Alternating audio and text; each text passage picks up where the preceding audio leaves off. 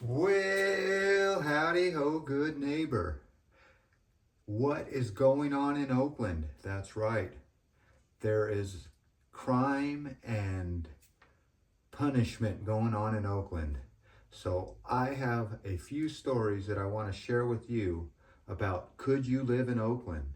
What's going on in America? And how long can this last? Watch these few stories and tell me what you think about the chaos in Oakland. I know this country's going to pot, whether you like it or not, but I don't know how long this can stand. So watch these couple news stories and tell me what you think.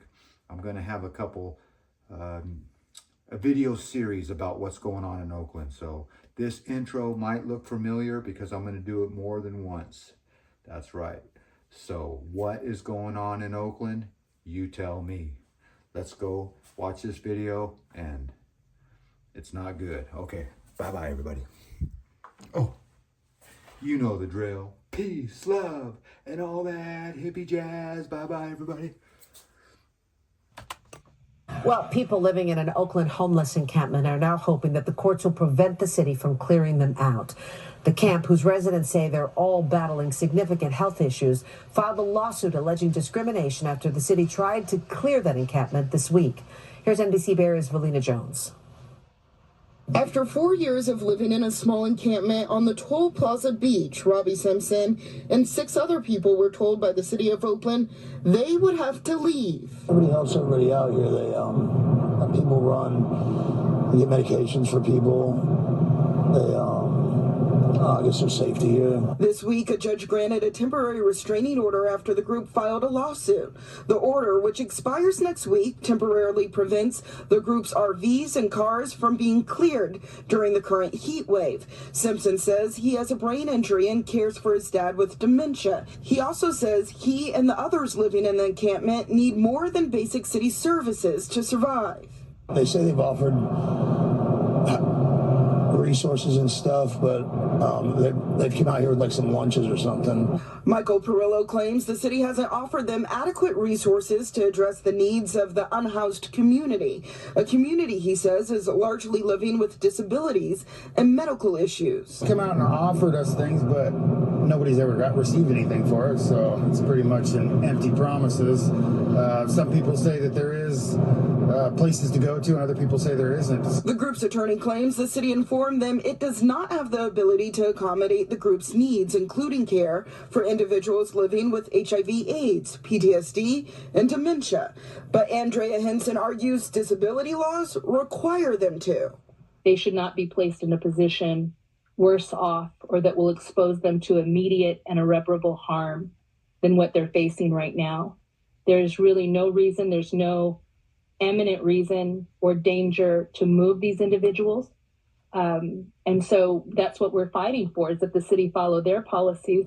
Henson claims the city only reached out with the potential of more significant resources after their lawsuit, and that nothing has been approved. Hopefully they'll come through with their promises. I mean, don't make offers that you can't hold up. Next week there will be a hearing before that temporary restraining order expires for this community.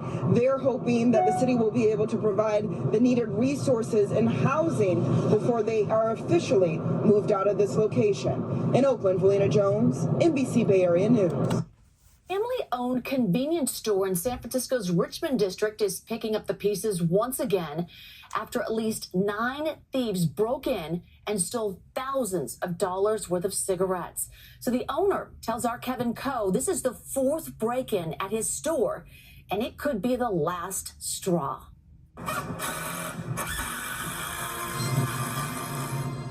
Another repair for the front doors of Cigarettes Cheaper, a sight becoming so common for the corner store that the owner, Bashir, didn't even want to show his face on camera. My family, my friends, everybody sees me once again. Oh, wow, again it happened. Because I've been here so many times. I get it once or twice, but it's continuous happening. Bashir says he got a call just after 3 this morning from his security company, alerting him that a white Lexus smashed through his store's front doors. At least 8 to 9 suspects jumped out all matched up. Came inside and just ransacked the whole place. Bashir took these photos and videos of the mess left behind. Thousands of dollars of cigarettes stolen. But total costs are in the tens of thousands because of all of the damage to the store. Everything's barred up. Like, this is not how we look like we're in jail. There's no insurance. State Farm has completely kicked us out because they call state of California as a hotspot. I don't blame them because they're in here for business, not to just continue to give you money. So it's a chaos going on here. They cancel everybody's policy, and we don't have insurance. We were here back in June, reporting on an even costlier theft.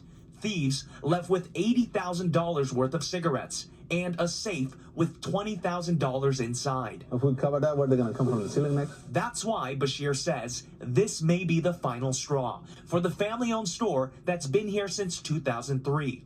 Bashir also got this violation notice from the city after the break-in, telling him he has 90 days to fix the damage. You know, I think we're at the verge to just completely close our shops because the profit is not that great. All we're trying to do is trying to maintain. Everything's expensive. Rent is up, employees are high, and then on top of it, deal with this. Bashir says he puts what happened at his store earlier this morning squarely on the shoulders of city leaders. He's calling on them to hold criminals more accountable. But that's also what a store manager told us last year when this same thing happened to them last June. That's why Bashir says he is now considering just moving out of the Bay Area completely.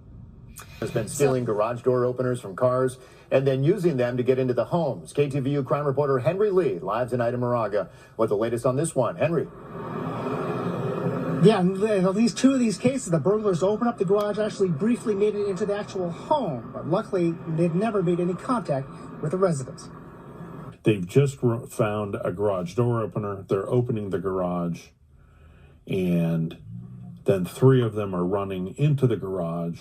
Surveillance video shows a carload of burglars opening an unlocked vehicle, stealing a garage door opener, and then using the clicker to open the garage of a home in Moraga.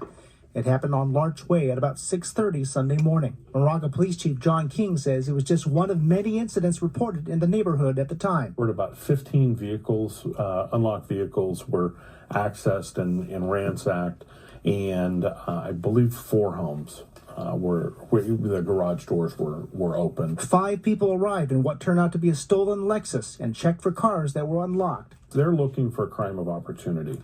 They're literally going down the street, checking car doors to see if they're locked or unlocked. And they didn't just rifle through the cars. Criminals are now taking those remote control garage door openers, opening the garage door, and then they're accessing the garage also to see what else is in there that they can steal. The group also went through the cars on the driveway next door. A witness called police. When one of the officers arrived, she observed a group running from a garage and jumping into a vehicle, and then they left the area at a high rate of speed. Moraga police chased the Lexus on Canyon Road and Pinehurst, but canceled the pursuit. The Lexus was later found abandoned by BART police in East Oakland. Police say the incidents are a reminder to take steps to avoid being victimized. If we can remove the opportunity, we can stop the crime. Neighbors say they're unaccustomed to these kinds of burglaries. It's a little concerning. I mean, we normally don't have crime, and you forget to lock your doors on your car and even the house doors sometimes. So it's a good reminder to make sure that everything stays locked up. So the takeaways here: keep those garage door clickers out of your home. Take them inside with you if you park on the street, no matter where you live. And of course, good idea, lock the door between the garage and your home for peace of mind. Live in Moraga, Henry Lee, KTVU, Fox 2 News. An Oakland resident has been going around, showing up at crime scenes and then sharing the stories with the world. Now, he says he's not doing this to embarrass his city, but instead to advocate for its resurrection. KTV's Tom Vakar has the story from East Oakland. Oakland, California, donde la vida no vale nada.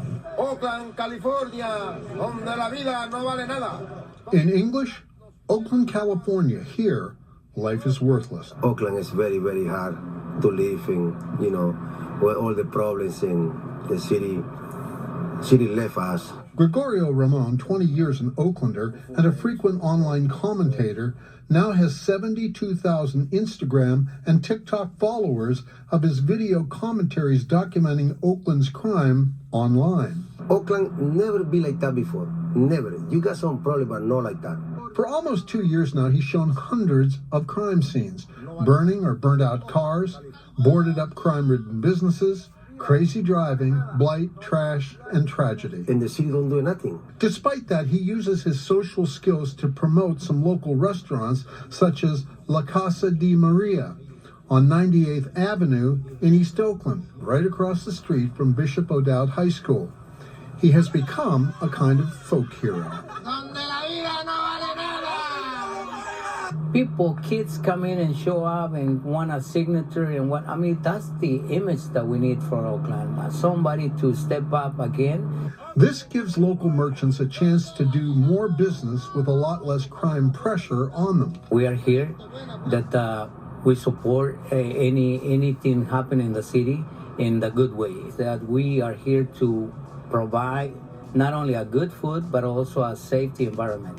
20 years in business, they told you that how good it is. The restaurant's logoed hoodies and t-shirts proclaim the "Where Life is Worthless" mantra in order to create pressure on Oakland's leaders, who Ramon now addresses directly.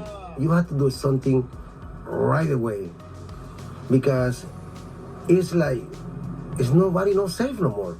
When that happens, Ramon dreams of changing that mantra. Oakland, California, with the city hear me. The city listen. What Gregorino and Jaime and thousands of followers are doing is the very essence of democracy. Speak truth to power. Expect results, and if not, change the power. Tom Vakar, KTVU, Fox 2 News.